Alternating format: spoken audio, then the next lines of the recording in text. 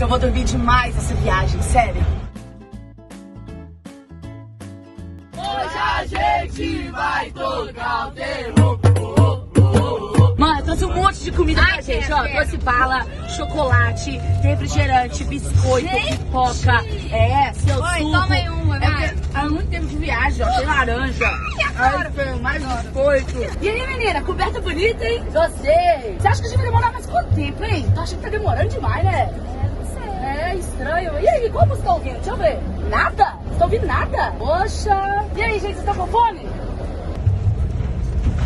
Ei, me ajuda aqui com minhas malas, vai. Que isso, Cris? Mas é só um bate e volta. Então, tô levando o necessário.